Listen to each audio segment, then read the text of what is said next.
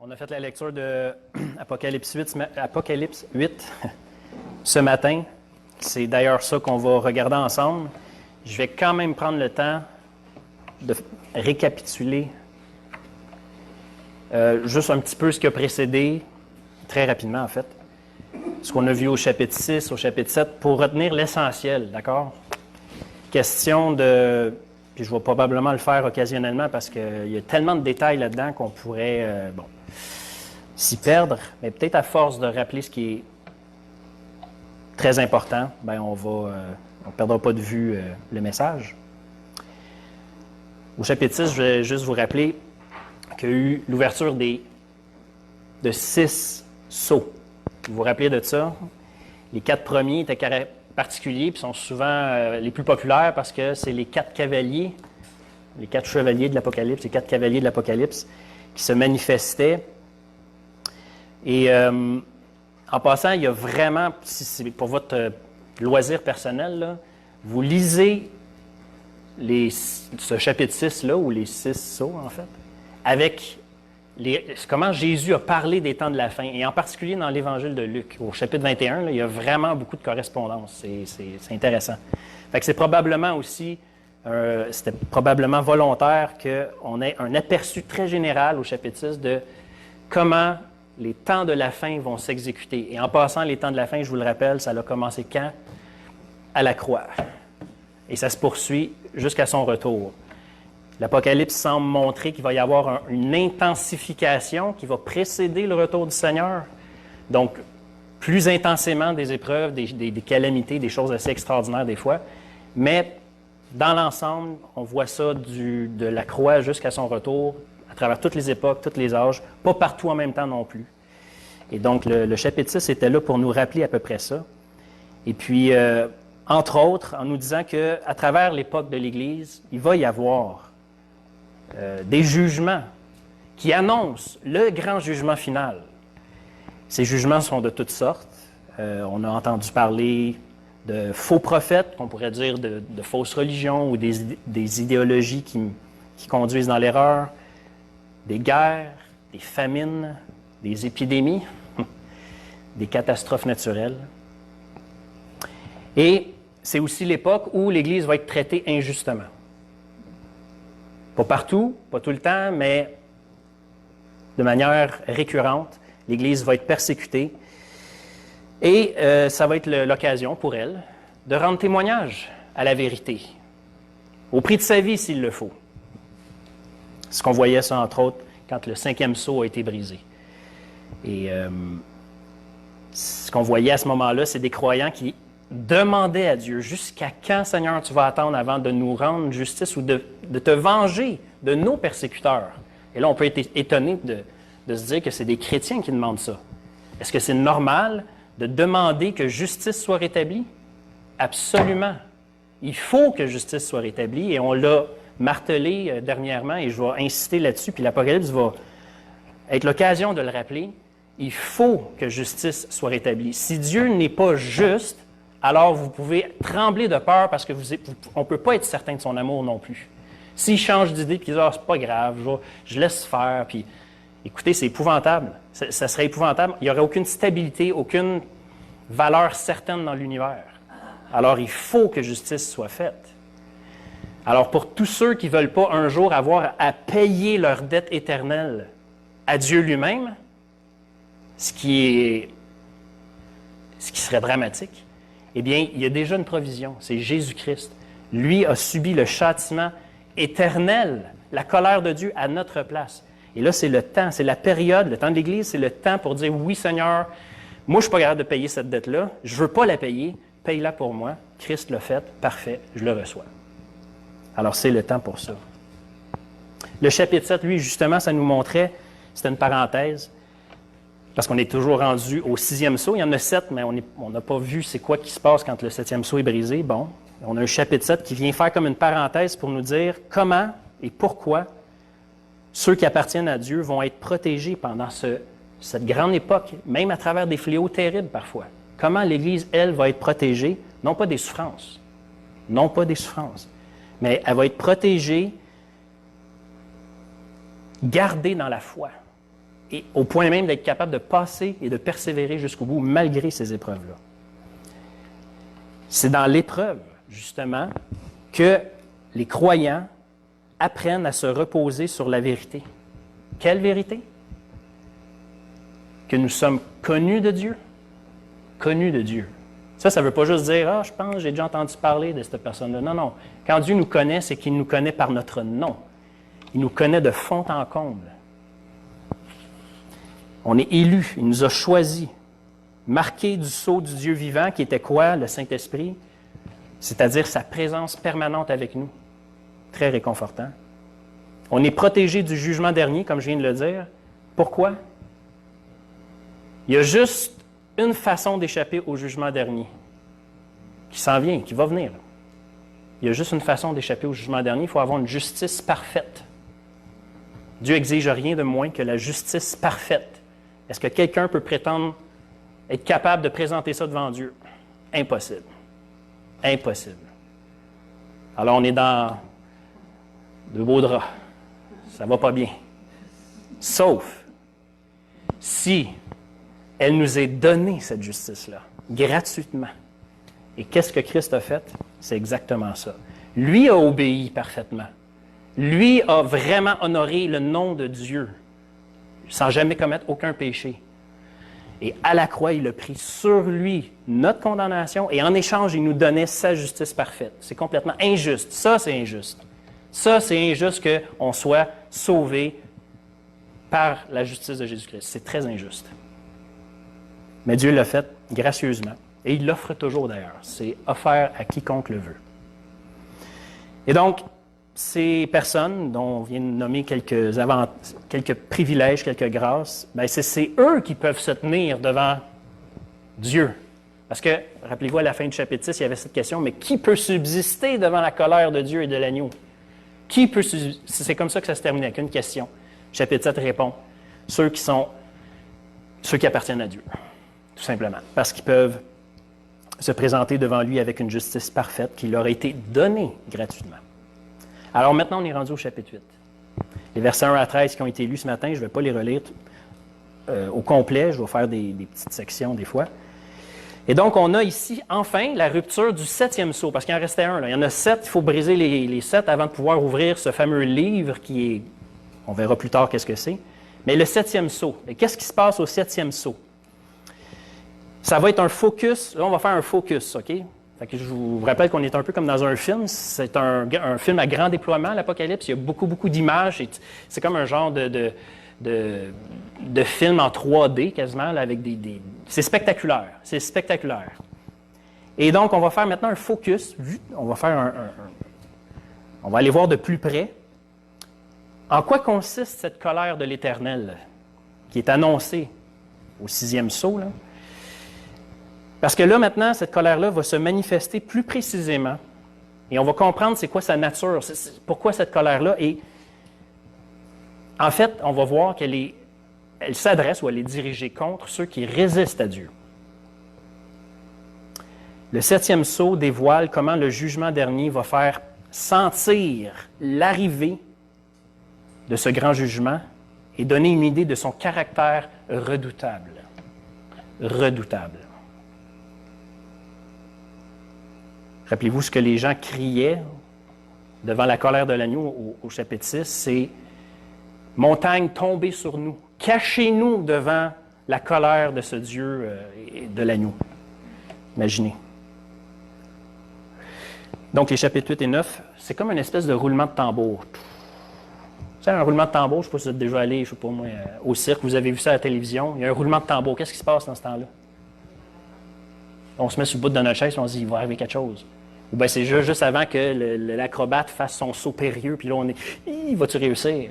On est comme, ben c'est ça. Chapitre 8 et 9, c'est à peu près ça. C'est un roulement de tambour qui nous amène à la 7e trompette. Parce que là, il va y avoir 7 trompettes. Elles sont importantes, mais la dernière, c'est la plus importante. La dernière trompette. Fait qu'on a un roulement de tambour. Et donc, la rupture du 7e sceau, OK? On va finir ce cycle-là. Qu'est-ce qui se passe? Ça attire notre attention parce qu'il y a quelque chose qui contraste, là. On vient de voir du spectaculaire et là, quand il ouvrit le 7e sceau, Il y eut dans le ciel un silence d'environ une demi-heure. Environ. Mais une demi-heure, c'est long, hein? Une demi-heure de silence, c'est long.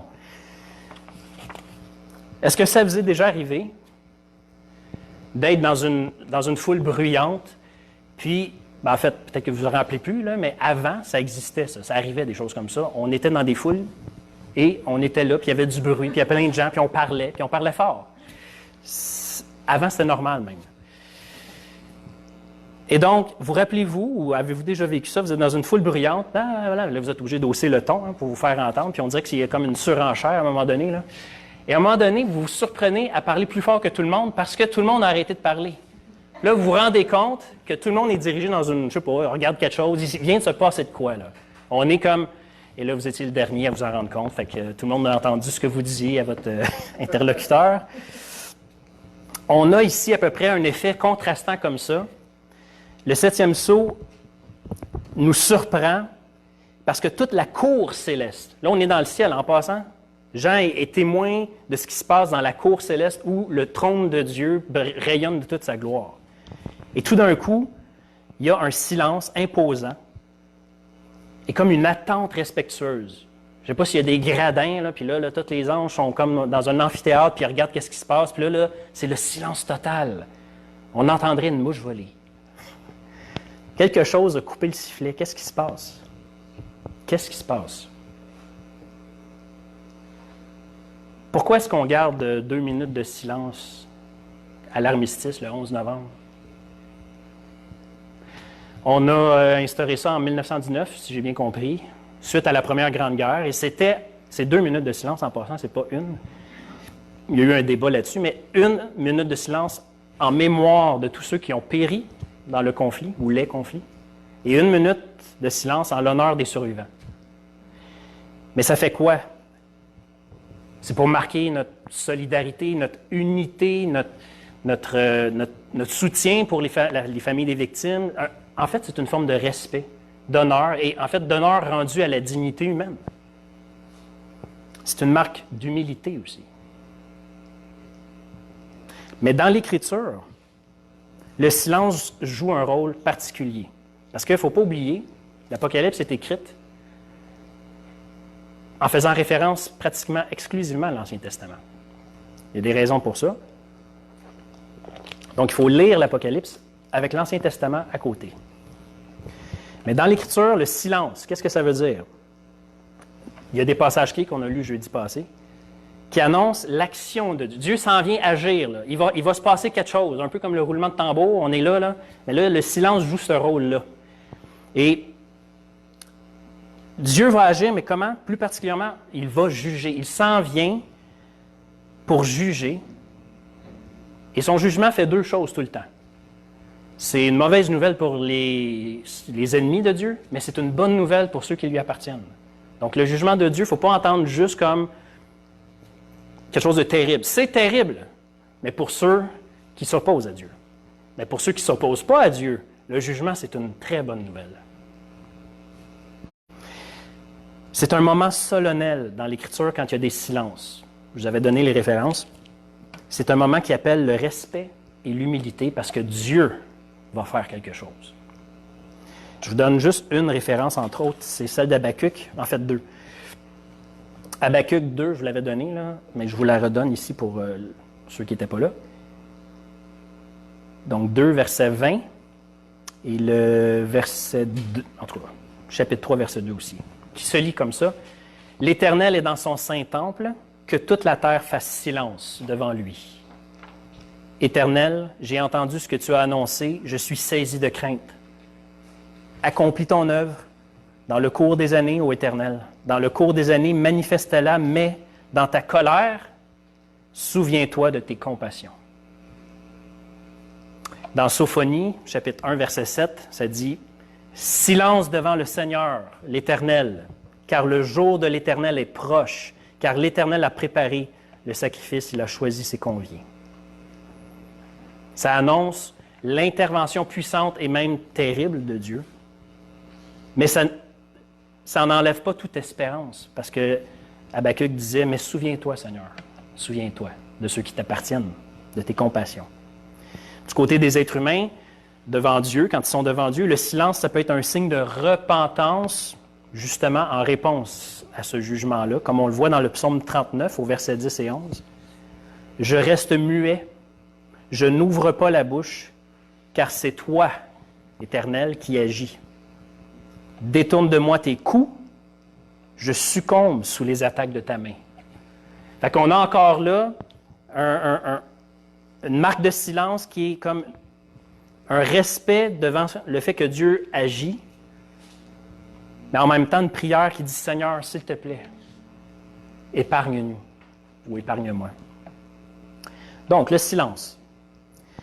Mais un des récits bibliques, et ça c'est important, un des récits bibliques qui sert probablement de point d'ancrage à notre texte d'aujourd'hui, pour comprendre la signification, entre autres du silence, mais des trompettes, c'est le récit de la prise de Jéricho.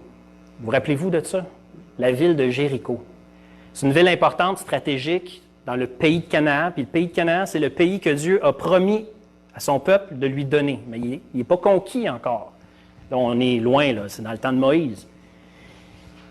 Mais quand c'est le temps, et là, Moïse est mort, c'est Josué qui va conduire le peuple pour prendre possession de ce fameux pays promis. Première ville à conquérir, c'est laquelle?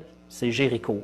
Et comment est-ce que le Seigneur va demander à son peuple de prendre possession de cette ville? C'est vraiment bizarre. D'un point de vue stratégique et militaire, c'est pas winner, pas du tout. L'Éternel dit, pendant 7 jours, tu vas faire le tour de la ville, une fois par jour, et la dernière journée, tu vas tourner 7 fois autour de la ville. Et à chaque moment, à chaque fois que tu vas, à chaque jour en fait, tu vas aller faire le tour, le peuple, vous devez garder le silence. Aucun cri, aucune voix, aucune bouche, juste le son des trompettes, de façon comme, je ne sais pas trop, marquée, là, tout le temps que vous faites, là, un son de trompette qui va vous guider, mais c'est tout. Et vous rentrez chez vous après, puis vous vous occupez de vos affaires. Deuxième journée, même chose, on fait le tour de la ville. Les gens dans Jéricho là, devaient regarder ça en disant « Hey boy, es-tu la gang de clowns, toi? » Et finalement, 7e journée, ils font le tour cette fois. Et là, Josué dit « Poussez des cris de victoire. » Et le son de la trompette est prolongé. Et les murs s'écroulent. Et là, que chacun aille devant lui et prenne possession de... En tout cas, il y a tout ce récit-là dans Josué chapitre 6. Le silence, les trompettes, c'est vraiment le chapitre 8 et 9. Ce qui est intéressant, c'est que quand on se rappelle cette histoire-là, on se dit, mais ce n'est pas la fin de quelque chose, c'est le début de quelque chose. C'est quand ils entrent dans le pays, tout va commencer, là. On n'est pas à la fin, on est au début. Et on commence par une conquête qui manifeste que Dieu, c'est lui qui va vaincre ses ennemis. Ce n'est pas notre force, ce n'est pas nos habiletés. C'est l'Éternel qui combat pour son peuple. Fait que c'est bon d'avoir ça en tête quand on lit, entre autres ce chapitre-là, mais dans l'ensemble, l'Apocalypse, il faut le lire avec l'arrière-plan de l'Ancien Testament, ça explique beaucoup de choses. Voilà, donc le silence met en valeur le son des trompettes aussi, l'annonce du jugement victorieux de Dieu, l'effondrement des ennemis de son peuple. On est au chapitre 8 d'Apocalypse, versets 2 à 6. « Je vis les 7 anges qui se tiennent devant Dieu, et 7 trompettes leur furent données. Et un autre ange vint, et il se tint sur l'autel avec un encensoir, probablement quelque chose de très gros, là. On lui donna beaucoup de parfums afin qu'il les offrit avec les prières de tous les saints, tous les chrétiens, sur l'autel d'or qui est devant le trône. Et la fumée des parfums monta avec les prières des saints de la main de l'ange. Et l'ange prit l'encensoir, le remplit du feu de l'autel et le jeta sur la terre. Ça aussi, ça fait appel à une image dans l'Ancien Testament. Il y eut des voix, des tonnerres, des éclairs, un tremblement de terre. Et les anges qui avaient les 7 trompettes se préparèrent à sonner. On se tient dans la présence de Dieu ici, c'est son temple céleste. Entre autres, pour qu'on se rappelle d'où viennent les jugements? De la volonté souveraine de Dieu, de la salle du trône. C'est des ordres que Dieu donne. Fait qu'il ne faut pas penser que qu'est-ce qui s'abat sur la terre et qui vient tout détruire, c'est comme si Dieu avait perdu le contrôle. Au contraire, c'est une manifestation de son contrôle. Et parenthèse ici, j'aurais dû le dire au début, là. Quand on lit ça, et on va en lire beaucoup de ce type de textes difficiles, durs, parce que ça parle de châtiment, de colère, de cataclysme. Observons la réaction de notre cœur devant ça. D'ailleurs, quand on voit des choses comme ça se passer dans le monde, ça arrive des fois, là, des choses, tu sais, le tsunami qu'il y a eu, je ne sais pas trop en quelle année, 2010, je ne sais pas trop, et autres. Comment on réagit devant ça? Si on est proche de la scène, ça se peut même qu'on entende, souvent en fait, la première chose qu'on entend dans la bouche des gens, c'est « Mon Dieu ». Mon Dieu. Pas longtemps après, il y a souvent de la colère. Vous dites, pourquoi Dieu? Bon. Mais souvent, c'est une réaction de mon Dieu, c'est OK. Observons notre cœur. C'est vraiment un des buts devant la lecture de ces choses, du jugement de Dieu. Comment est-ce que le cœur réagit? On va y revenir. Notre cœur. Donc, d'où proviennent ces grands jugements? De la volonté souveraine de Dieu. Mais aussi, et là on vient de le lire, les grands jugements, ces événements uniques dans l'histoire aussi, viennent du fait qu'il y a une communion intime entre Dieu et son peuple. Qu'est-ce qu'il nous le dit dans le texte? La fumée, l'encens, qu'est-ce que c'est? Le parfum, c'est quoi? La prière des chrétiens. On l'avait déjà vu au chapitre 4 ou 5. Mais la prière des chrétiens, c'est quelque chose qui, devant Dieu, c'est comme un parfum. C'est un bon parfum. Là. Pas quelque chose qui ne va pas bien à quelqu'un, là, mais un parfum que, mon Dieu, que ça sent bon. Et d'ailleurs, souvent, le parfum nous fait penser à quelqu'un, parce qu'on a toujours associé ce parfum-là à cette personne. Mais le parfum, pour Dieu, c'est une image qui nous dit à quel point il aime nos prières. Et pas juste ça. Les commentateurs suggèrent que c'est probablement, en fait, ce qui s'abat sur la terre, là, les jugements qu'il envoie, est en réponse aux prières des saints. Oh! Quand il disait, ou quand on s'entend dire parfois, « Seigneur, rétablis justice », le Seigneur dit, « Patientez, ça va venir. Patientez. » Et comment est-ce que ça va venir? Bien, à la fin des temps, c'est le grand jugement dernier. Ça va être la réponse à nos prières. Mais, entre-temps, il y a des choses qui doivent l'annoncer. Pour pas qu'à la fin, tout le monde arrive et dise, bien, on ne savait pas. Non, non, non. C'est qu'à travers toute l'époque de l'Église, le Seigneur va dire, je vous envoie des choses difficiles qui dépassent le contrôle de l'humain, donc souvent des catastrophes naturelles, pour vous rappeler qu'il y a quelque chose de plus terrible qui s'en vient encore. Donc, c'est le temps maintenant, là, de prendre la bonne décision. Et donc, le Seigneur répond aussi, étrangement, à la prière de son Église en faisant ça. Jésus nous avait dit, « Heureux ceux qui ont faim et soif de justice, car ils seront rassasiés. » Donc, la prière, il faut toujours se rappeler que c'est une puissante arme tactique. Au milieu de ce grand combat où les forces cosmiques se déchaînent, là, on est vraiment entouré d'un monde qu'on ne voit pas aussi, un monde spirituel, et où la prière a un puissant impact. En plus d'être d'une agréable odeur à Dieu, la prière du juste, de celui qui est couvert de la justice de Christ, donc la prière du juste a une grande efficacité et elle peut bouleverser le monde. La prière peut bouleverser le monde. Il y eut des voix, des tonnerres, des éclairs, un tremblement de terre. Ça, c'est une expression typique. Elle revient 4 fois dans l'Apocalypse, on l'a vu jeudi. Puis à chaque fois, encore une fois, c'est une façon d'annoncer que le jugement dernier est là. C'est le signal. Quand tu entends voix, tonnerre, tremblement de terre, éclair, c'est le signal. C'est là, c'est à la porte. Ça vient de l'Ancien Testament, cette expression-là. Puis à chaque fois, ça met en évidence, comme entre autres quand Dieu s'est manifesté sur le mont Sinaï, Dieu se met en action puis vient à la rencontre des hommes.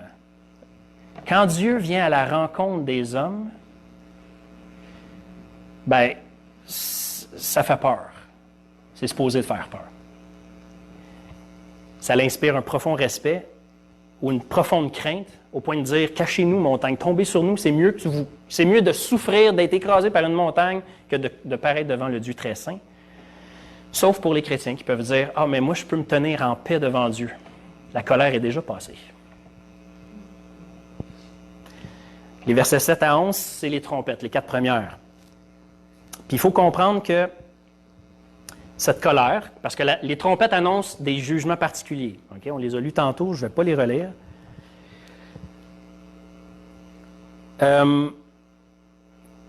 Cette colère-là, des trompettes, bon, beaucoup vont dire, mais c'est juste à la fin des temps, ou juste avant que le Seigneur revienne, qu'on va voir ces choses-là.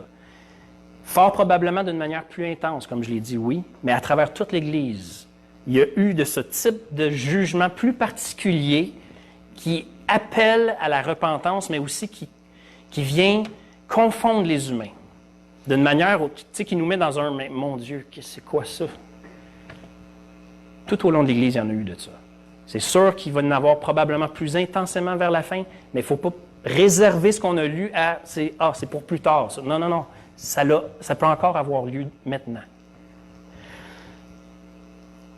Parce que Dieu, par ces jugements-là,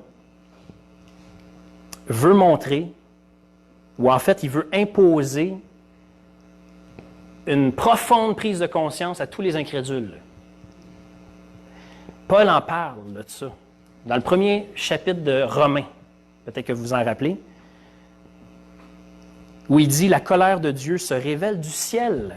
Et il parle au présent, là, Paul, puis il y a 2000 ans de ça. Là. La colère de Dieu se révèle du ciel contre toute impiété et contre toute injustice des hommes qui retiennent injustement la vérité captive. La colère de Dieu se révèle au présent. Alors, c'est quelque chose qui se produit dans notre temps. La description des fléaux, qu'on voit avec les 4 premières trompettes, ont pour but, il ne faut pas les interpréter nécessairement littéralement. Je sais que ça peut décevoir des gens, mais si ce n'est pas littéral, en d'autres mots, si, ça parlait d'une grande montagne embrasée par le feu qui est jetée dans la mer, je devrais le voir exactement comme ça, une grosse montagne, peut-être le mont Everest, je ne sais pas trop, enflammé, qui tombe dans la mer. Pas nécessairement. Parce que, pour plein de raisons, l'Apocalypse n'utilise pas un langage pour dire qu'est-ce qui va se passer littéralement. Elle pointe sur des vérités qui, elles, ne changent pas. Et c'est ça qui est important de retenir. Mais ce n'est pas grave si on n'est pas d'accord avec ça, en autant qu'on s'entende sur ce que ça veut dire, par exemple. Dieu veut rendre évident une chose en particulier, l'idolâtrie. Qu'est-ce que c'est l'idolâtrie? Des idoles, c'est une figurine quelconque qu'on considère comme un intermédiaire ou même des fois comme une divinité qui peut nous apporter un secours. L'Écriture est pleine d'exemples de ce genre-là parce que Dieu se moque de l'idolâtrie. Il dit, vous vous prosternez devant des choses qui ne vous entendent pas, qui ne vous voient pas, qui ne ressentent rien, qui ne réfléchissent même pas. Et vous mettez votre confiance là-dedans. Mais qu'est-ce que c'est l'idolâtrie? C'est de dire, j'aime mieux mettre quelque chose de banal devant moi pour l'adorer que d'adorer le Dieu vivant. Voyez-vous le contresens, là? Dieu dit, vous aimez mieux vous prosterner devant un bout de bois que devant moi, le Dieu vivant, qui peut vous sauver. Fait que Dieu, souvent dans l'Écriture, dans l'Ancien Testament, il va se moquer de ça, et il va dire, je vais juste secouer votre environnement pour vous faire prendre conscience que vos idoles vont tomber, parce qu'elles ne sont pas vivantes, tout simplement. Donc Dieu veut rendre évident l'idolâtrie obstinée de l'humanité et manifester que lui seul est le vrai Dieu. Lui seul est en mesure de juger ce qui est important pour notre vie. Lui seul. Et donc, les 3 premières catastrophes visent les ressources naturelles. C'est toutes des choses qui attaquent la terre. Les herbes, les arbres quelconques, probablement ceux qui portent des fruits, l'herbe qui porte dans le champ qui fait des céréales, peu importe. L'eau salée, mais surtout les poissons qui sont dedans, parce qu'il est question du commerce maritime. Tous les navires ou le tiers des navires vont périr. L'eau douce, donc c'est l'eau qui est bonne à boire. Et donc Dieu vise vraiment à priver les rebelles, les incrédules, de leur sécurité terrestre, tout en se servant de ça aussi pour punir leur haine contre Jésus-Christ et contre l'Église. Et en passant, les rebelles peuvent se trouver autant dans l'Église qu'en dehors de l'Église. Donc, les fléaux semblent viser précisément les ressources terrestres qui servent de manger et de boire, tout ce que les païens recherchent, selon ce que Jésus a dit. Il détruit le tiers de la terre, le tiers des arbres, l'herbe verte, ensuite le tiers de la mer et tout ce qu'elle contient, et finalement le tiers des réserves d'eau douce. Donc, le fait qu'on parle du tiers de chacune de ces ressources-là semble indiquer que les dégâts sont quand même très importants, mais limités. Donc, pas partout en même temps. OK? Donc, ça indique encore là qu'on n'est pas rendu au jugement final dernier, parce qu'au jugement dernier, tout va être détruit. Mais là, on est dans le tiers. Ça veut dire, OK, ça arrive ici et là. Puis les images employées sont probablement, fort probablement, symboliques. Pourquoi? Pourquoi je dis que ce n'est pas littéralement une montagne qui tombe dans la mer, c'est pas littéralement, c'est quoi d'autre ici, là, une étoile ardente comme un flambeau qui tombe sur le... Pourquoi est-ce que ce n'est pas exactement ça, mais ce serait juste des images pour nous... Bon. Parce que là, et dans beaucoup d'autres textes après, le mot « comme » apparaît à de multiples reprises. Je pense juste une dizaine de fois dans notre chapitre 8 et 9. « Comme ». En voulant dire que ce n'est pas précis et ça fait appel à l'imagination un peu. Comme une grande montagne. Comme, etc., etc. Ça, c'est une façon d'utiliser, c'est une façon de parler qui veut dire c'est pas important la précision. C'est ce que ça dit. L'analyse, quand on analyse, si on faisait une analyse vraiment précise de chacune de ces catastrophes-là, ça conduirait à des erreurs de logique et de bon sens. Exemple, comment une météorite, cette montagne qui tombe du ciel, pourrait tomber en même temps sur le tiers des fleuves de toute la Terre ou de toutes les sources d'eau du monde? Ou par exemple, la grêle, parce que là, on ne l'a pas lu, là, mais la 5e trompette, c'est de la grêle. Excusez-moi, la grêle de la première trompette, excusez-moi. Oui, c'est ça, c'est la première. C'est parce que détruit toute herbe verte, c'est ce qui est écrit. Alors que la 5e trompette, on ne l'a pas lu celle-là, elle va déclencher une invasion de sauterelles. Et Dieu dit aux sauterelles de ne pas faire de mal à l'herbe de la terre ni à aucune verdure. Comment est-ce possible s'il y en a déjà plus? Mais ce qui pointe davantage vers un sens plus symbolique, c'est que les fléaux ici, et on va le revoir aussi avec les 4 coupes, mais les fléaux qui sont décrits ici font référence aux plaies de l'Égypte. Il y a beaucoup de ressemblances. La trompette 1, c'est la grêle, 7e plaie d'Égypte. Trompette 2 et 3, c'est la contamination de l'eau, première plaie d'Égypte. Trompette 4, les ténèbres, 9e plaie. Trompette 5, les sauterelles, 8e plaie, etc. Et elles vont revenir aussi avec les 4 coupes. Donc, pour quelqu'un qui est familier ou qui se réfère à l'Ancien Testament, il va dire, OK, donc, Dieu est en train de nous placer devant une démonstration de puissance, comme qu'il a fait au temps de Pharaon et quand il a délivré son peuple d'Égypte. Pourquoi il fait ça, Dieu? Pourquoi, là, il veut nous rappeler ça? Pourquoi? Dieu veut rendre justice contre ceux qui persécutent son peuple, comme il a fait avec Pharaon à l'époque, et il veut juger l'idolâtrie, parce qu'en passant, peut-être que vous ne le saviez pas, mais les 10 plaies attaquaient particulièrement des divinités égyptiennes. Ils montraient l'évidence que ces divinités n'ont aucun pouvoir. Et en passant, l'idolâtrie a toujours cours dans le monde actuel. On n'adore peut-être pas nécessairement un serpent avec une tête d'hippopotame ou je ne sais pas trop quoi, mais on adore des choses qui sont produites par nos mains. Le confort, le luxe, ou peu importe. Des fois, c'est une relation qui prend le dessus, ou des fois, c'est... Peu importe.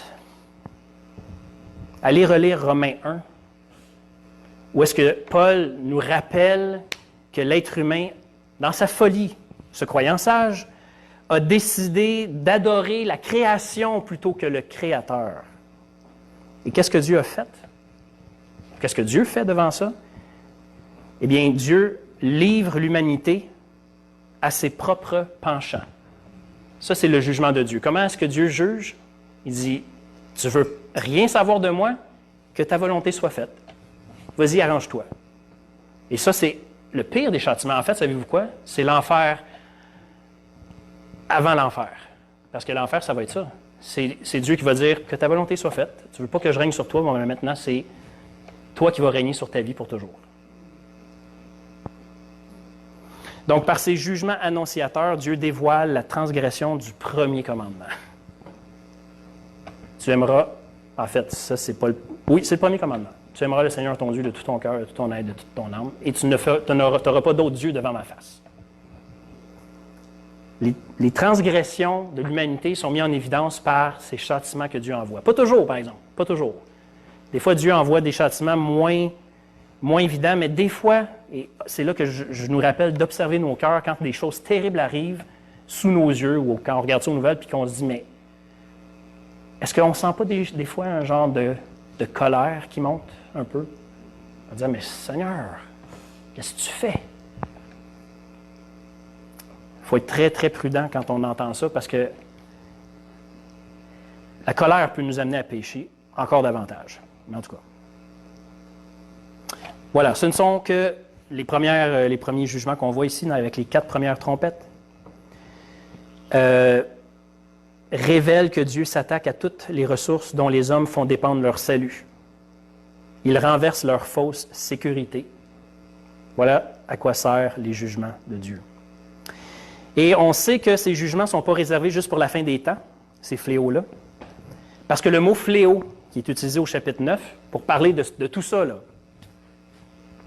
c'est le même mot qui est utilisé à la fin de l'Apocalypse, en tout dernier, quand Jean donne un avertissement. Il va dire « Je le déclare à quiconque entend les paroles de la prophétie, donc du livre de l'Apocalypse. Si quelqu'un y ajoute quelque chose, Dieu le frappera des fléaux décrits dans ce livre. » C'est le même mot ici. Et ça a été écrit il y a 2000 ans. Fait que tout au long de ce 2000 ans, l'avertissement tient toujours. Si quelqu'un ajoute quelque chose ou essaie de modifier l'Apocalypse, Dieu va le frapper des fléaux. Fait que ce n'est pas des fléaux qui sont réservés pour la fin des temps. Non? Bon, en tout cas, ça me paraît logique, mais... Donc, le jugement dernier se fait sentir d'avance à chaque fois qu'une catastrophe réussit à ébranler nos fausses sécurités en tant qu'être humain. Puis en même temps, c'est un appel à changer, à revenir à l'Éternel. Je vais plus rapidement. La dernière trompette, ou en fait la 4e plutôt pour aujourd'hui, là, la dernière pour aujourd'hui, c'est la noirceur. Est-ce qu'on parle du tiers du soleil et du tiers de la lune qui vont être détruits? Eh bien, si c'était littéral, là, la Terre ça serait invivable et chaotique. On ne sait pas à quel point on dépend du soleil et de sa température précise et de la lune également. Plus de lune ou une moitié de lune qui n'existe plus ou le tiers, on perd le contrôle sur les eaux, les océans et tout, là. Ça devient invivable, la vie ne peut pas subsister sur Terre. Bon. De quoi on parle ici? Eh bien, l'imagerie, ce genre de formulation-là, c'est souvent utilisé dans l'Ancien Testament. Souvent, souvent. Et même dans l'Ancien Testament, ça ne veut pas dire littéralement. Parce que sinon, aujourd'hui, on n'aurait plus de soleil ou on aurait juste une moitié ou je ne sais pas trop. Fait que, par exemple, quand le prophète Jérémie ou le prophète Amos parlent du jugement qui va venir sur le peuple d'Israël, ils disent que le soleil va se coucher alors qu'il fait encore jour. Par exemple, ils veulent parler de quoi? Des effets du jugement de Dieu et à quel point ça va désorienter le peuple. Joël, ça c'est la meilleure. Joël 2. Prenez-le en note, je vais vous le lire. Joël 2, versets 1 et 2, et le verset 10. Sonnez de la trompette en Sion. Intéressant. Faites-la retentir sur ma montagne sainte. Que tous les habitants du pays tremblent, car le jour de l'Éternel vient, car il est proche. Jour de ténèbres et d'obscurité, jour de nuées et de brouillard, il vient comme l'aurore se répand sur les montagnes. Devant eux, la terre tremble, les cieux sont ébranlés, le soleil et la lune s'obscurcissent et les étoiles retirent leur éclat. Verset 10. Joël parlait de quelque chose qui s'est passé de son époque, en passant. Joël voulait, entre autres choses, voilà, parler des ténèbres du désespoir. L'Ecclésiaste, au chapitre 12, lui, nous invite à nous souvenir de notre Créateur et à l'honorer avant qu'il soit trop tard, en disant « Avant que les jours mauvais arrivent et que les années s'approchent où tu diras « Je n'y prends pas plaisir », avant que s'obscurcissent le soleil et la lumière, la lune et les étoiles. La fin de la vie qui mène souvent les gens vers le désespoir.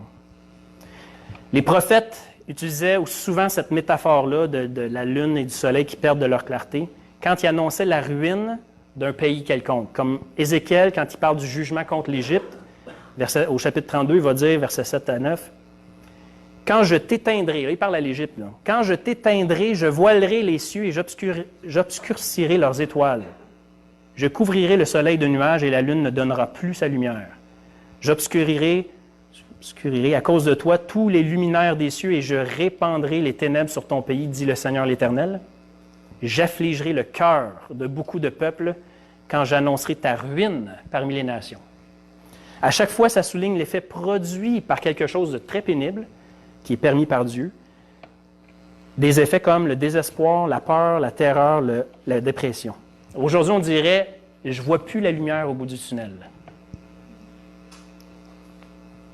Donc, la quatrième trompette est probablement l'effet des trois premières. Dieu ébranle ou prive l'humanité de ses fausses sécurités et ça plonge l'humanité dans une obscurité. Pas complète, mais très grande. Et donc, le verset 13, c'était cet aigle qui parle. Ben oui, c'est sûr, tous les aigles parlent.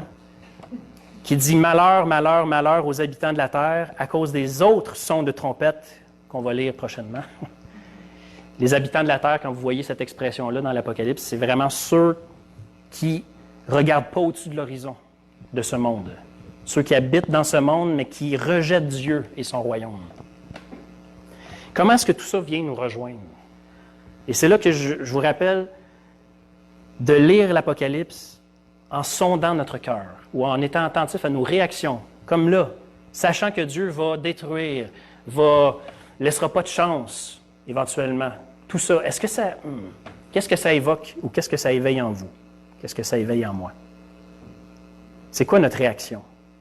Est-ce qu'on est en colère devant le fait que Dieu exerce un jugement? Est-ce qu'on a le goût de dire à Dieu, c'est pas juste? Est-ce qu'on a le goût de dire à Dieu, c'est pas juste? Et si c'est le cas, si c'est ça notre réaction, est-ce que ça ne prouve pas, justement, qu'on est créé à l'image d'un Dieu juste, qui veut que justice soit faite, mais qu'en même temps, ça prouve que le péché de l'autonomie nous a vraiment aveuglés, là. Parce qu'on est en train de dire à Dieu, moi, je sais qu'est-ce qui est plus juste. Qu'est-ce que tu devrais considérer comme juste? Est-ce que les jugements, quand ça arrive autour de nous ou dans notre vie, est-ce que ça ne provoque pas ça, des fois? Je pense que ce texte vraiment devrait nous faire, l'Apocalypse devrait nous faire réfléchir sur la façon qu'on voit ou qu'on analyse les cataclysmes quand ils arrivent dans le monde. Est-ce qu'on pense, est-ce qu'on se dit que ces événements-là, dramatiques, sont des avertissements dont le but est de réveiller les consciences? Ou on se dit, ben non, c'est naturel, c'est neutre. Dieu n'intervient pas là-dedans. Bien, selon l'Écriture, ça n'a pas l'air d'être le cas. Ces événements-là ne sont pas neutres. Est-ce qu'on croit que les grandes épreuves annoncent d'avance le jugement dernier? Comme en voulant dire, je vous avertis, là. Parce que, honnêtement, dans l'Écriture, Dieu avertit toujours avant d'exercer ça. Puis longtemps d'avance. Puis des fois, tu te dis, OK, mais là, arrête d'avertir puis agis, là, tu sais. Encore là, une petite colère, tu sais, qui dit, Dieu, je pense que je saurais mieux que toi. Mais en voulant dire, Dieu avertit toujours. Très, très longtemps. On ne pourra jamais dire, mais Seigneur, t'es vraiment là, tu nous as pris par surprise. Non. Est-ce qu'on croit que ces événements destructeurs sont des épreuves à travers lesquelles les croyants peuvent aussi apprendre à s'approcher davantage de Dieu? Je pense que oui. Un des commentateurs, Craig Bill, fait remarquer que beaucoup de chrétiens pensent que ces événements sont neutres, comme je le disais, alors qu'en fait, l'Apocalypse nous dit qu'ils ont une intention divine et qu'ils sont autant pertinents pour les incroyants que les croyants. La façon dont on répond ou qu'on réagit à ça éclaire nos cœurs. Ça peut indiquer si oui ou non on est en relation avec le Dieu vivant. Il faut s'examiner. Et je termine avec cette lecture. On l'a lu jeudi, mais je termine avec ça.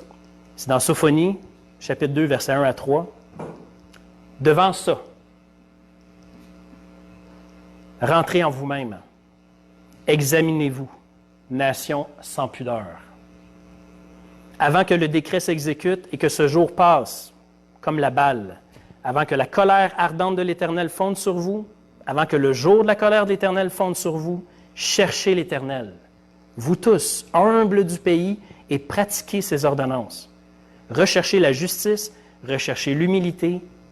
Peut-être serez-vous épargnés au jour de la colère de l'Éternel. Quelle justice et quelle humilité pourraient nous garantir la sécurité pour être épargnés au jour de l'Éternel? Laquelle? Quelle justice? Quelle humilité? Celle de Jésus. Celle de Jésus. Lui seul peut nous protéger du jugement dernier. Parce que lui seul a subi cette colère à la croix, puis il en est sorti vainqueur. Fait qu'il offre ça, c'est un passeport éternel offert à quiconque le veut. Alors, Seigneur, devant ça, on ne peut pas résister. Il ne faut pas résister. Si ce choix n'a pas été clairement fait par quelqu'un, il faut qu'il soit fait. Pendant qu'il en est temps. Si on peut dire aujourd'hui, c'est une grâce supplémentaire. Parce qu'on ne sait pas si on peut dire demain. Personne qui peut dire demain je vais faire ou je serai ou quoi que ce soit. Non, non, non. C'est aujourd'hui. Si aujourd'hui ça interpelle quelqu'un, eh bien toi tu dis-toi que tu n'as pas d'autre chance. C'est celle-là. Tu apprends ou tu la perds. Parce que le Seigneur veut notre bien. Il veut nous épargner ce jugement. Ton plan, Seigneur, c'est de nous garder auprès de toi pour un jour tout recommencer sur cette terre, mais cette fois sans le mal, sans le péché, sans le diable, sans la mort. Qui ne voudrait pas ça? Mais Seigneur, même ceux qui ont dit oui à ça, comme moi, comme mes frères et sœurs ici, garde-nous, Seigneur Dieu, de ne pas nous endurcir, parce qu'il y a toutes sortes d'idoles encore qui nous tentent, mais malheureusement, elles sont toujours décevantes et elles finissent par nous endurcir contre toi. Quand on s'endurcit, c'est toujours contre toi. Et on le sait parce que quand il arrive quelque chose qui ne fait pas notre affaire, on dit « Pourquoi, Seigneur? » Et là, c'est le petit Dieu en dedans de nous qui veut prendre ta place. Alors, Seigneur, accorde-nous la repentance, comme on l'a chanté. Ta bienveillance, ta bonté, ta miséricorde, c'est elle qui nous brise, mais c'est elle qui nous conduit au changement véritable. Alors qu'on se laisse atteindre par ta bonté, Seigneur Dieu, parce qu'elle seule peut vraiment nous transformer. Et reçoit toute la gloire. Au nom de Jésus. Amen. Je vous